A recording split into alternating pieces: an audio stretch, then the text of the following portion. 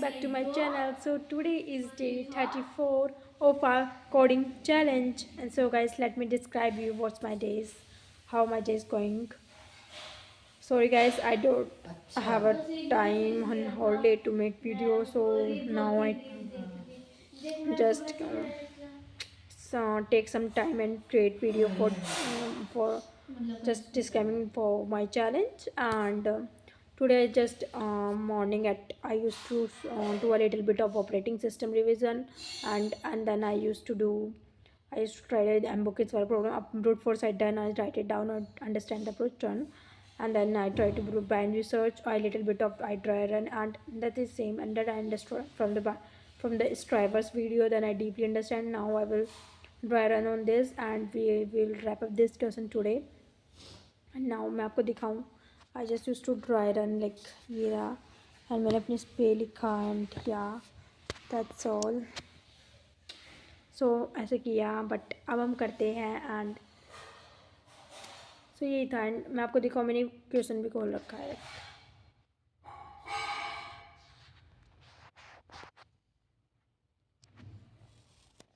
सो या गाइस, अब हम कर रहे हैं, एंड आप लोग भी पढ़ते रहो गाइस.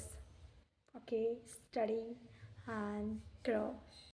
या guys, so someone is asking me, मतलब किसी ने कमेंट किया था कि in which language you doing DSA. I doing DSA in C++. I tell you the reason behind this. So guys, I am doing DSA in C++ because in my college there's a language they prefer to study like C. C से starting होती है college में, as you already know ना. Like colleges में आपको पता है C से स्टार्टिंग होती है मोस्ट ऑफ द कॉलेजेस में. एंड उससे C फिर C++ हुआ. तो एक्चुअली मैं सच बताऊँ, मैंने C के बेसिक, मतलब मैंने C नहीं पढ़ी. मैं डायरेक्ट जब मैंने मतलब डायरेक्ट मैंने C++ पढ़ी, एंड C का मुझे इतना खास नॉलेज नहीं था. सो बेसिक हम करूँगे. वैसे मुझे C++ अच्छे से आती है क्योंकि मेरे फंडामेंटल्स क्लियर है लैंग्वेजेस के.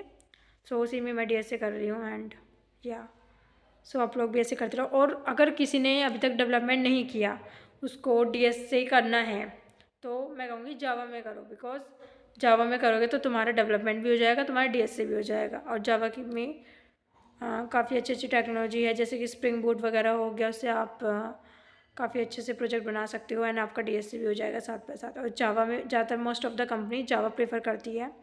एंड या वैसे आप अगर कोई का तो जावा स्क्रिप्ट में भी करता है. लैंग्वेज इतना मैटर नहीं करती, आपकी प्रॉब्लम सॉल्विंग मैटर करती है. सो उसके हिसाब से आप देख सकते हो आपको किस लैंग्वेज में DSA करना है. मैंने तो ऑलरेडी पहले से स्टार्ट कर दिया C++, इसलिए मैं क्यों करूँ, बिकॉज लैंग्वेज इतनी मैटर नहीं करती. And end of the day आप किसी भी लैंग्वेज में कोड लिखो, उतना मैटर नहीं करेगा. आपसे सिर्फ क्वेश्चन पूछेंगे वो लोग, एंड आपको कोड भी नहीं शायद करने को बोलेंगे. कोड आपको आपको कॉपी पेन पे दे देंगे, इसके बारे में लॉजिक दिखाओ. वो जस्ट जनरली आपका थिंकिंग प्रोसेस चेक करेंगे. एंड या इट्स लैंग्वेज आप कोई सी भी कर सकते हो. सो या and now I'm going to study. I'm going to solve the question, then I'm going to update you about how I face the situation, or how I solve the questions. And so yeah.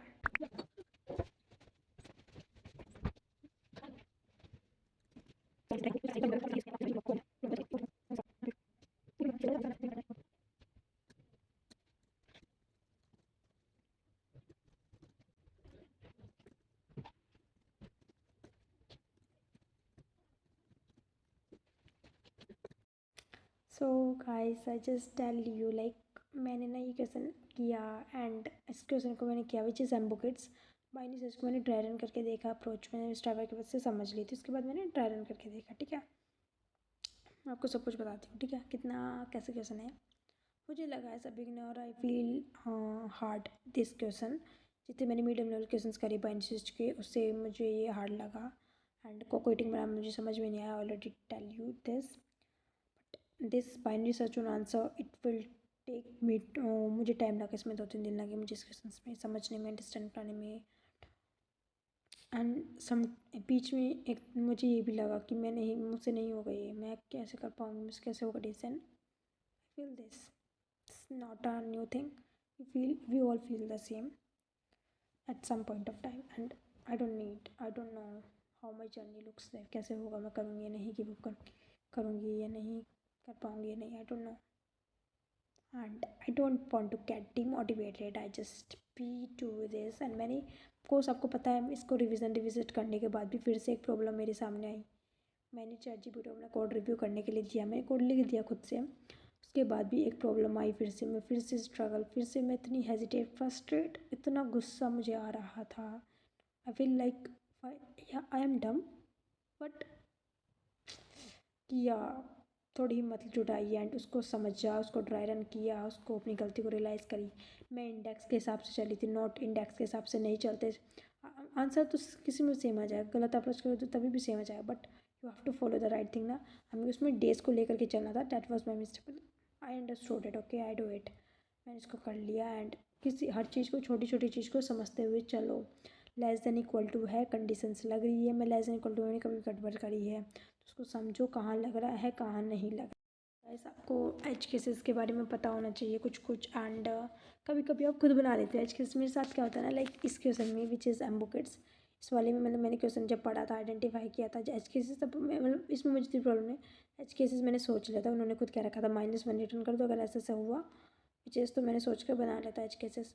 जैसे पता होना चाहिए, but ठीक है, कुछ चीज़ें आपको, but बहुत स्ट्रगल, बहुत हिम्मत चाहिए होती है एंड फ्रस्ट्रेशन हो जाती है एंड बहुत लेवल ऑफ सोचना पड़ता है एंड बहुत कुछ है क्वेश्चन में समझने को। एंड छोटी छोटी चीज़ नहीं समझोगे। मैं तो क्या करती इस क्वेश्चन को, अगर मुझे नंबर ऑफ काउंट्स बढ़ाने होते मैं तो डायरेक्ट कॉपी मार के रख देती, बट उसमें मेरा कुछ फ़ायदा है नहीं, होने का है ना मुझे कुछ फ़ायदा। I have to understand this question deeply, because आगे इस क्वेश्चन की वेरिएशन आएगी। बाइनरी सर्च मैंने डीपी देखा था खोल के, श्रद्धा मैम की वीडियो मैंने देखा था, मैंने देख रही थी थोड़ा। उसमें डीपी में भी बाइनरी सर्च यूज़ हो रहा था, देख रहे हो आप। ये सारे फंडामेंटल्स है ना, ये आगे जाके आप लोग के लिए बेस बनते हैं। आपको डीपली समझना ज़रूरी है, यही सारे फंडामेंटल्स आपके क्लियर होने चाहिए, आगे जाके यही आप लोग का बेस बन रहे होते हैं। आपको लेस देन इक्वल टू, जैसे कि इसको एक क्वेश्चन मैंने किसी और का कोड देखा था, उसने सिर्फ लेस देन इक्वल रखा था, मैंने इक्वल्स टू, मुझे लगा कि लेस देन होगा, बट नहीं, इक्वल टू था। बिकॉज मैंने कोड कहाँ से स्टार्ट किया था, लाइक मैंने 0 से स्टार्ट किया था, लाइक अब तो मैंने समझा मेरी गलती थी, तो उसके बीच से मैंने स्टार्ट किया था। क्या पता वो इक्वल टू वाली कंडीशन इसलिए इंपॉर्टेंट थी, अगर वो उसके लेस देन होती, इक्वल टू होती, तब उस केस में हम मानते कि वो क्या है, वो डे है, यानी कि less than equal to day है, तो उसे हम काउंट करते। वो फ्लावर मतलब वर्ड जेसेंट वो वाला चीज़ होती, तो इक्वल टू वाली पता होनी चाहिए चीज़ें। लेस देन कब लगना है, इक्वल टू कब करना है, लो पॉइंट कर रहा है तो आंसर को पॉइंट कर रहा है, हाई पॉइंट कर रहा है तो आंसर को पॉइंट कब कर रहा है, नहीं कर रहा है,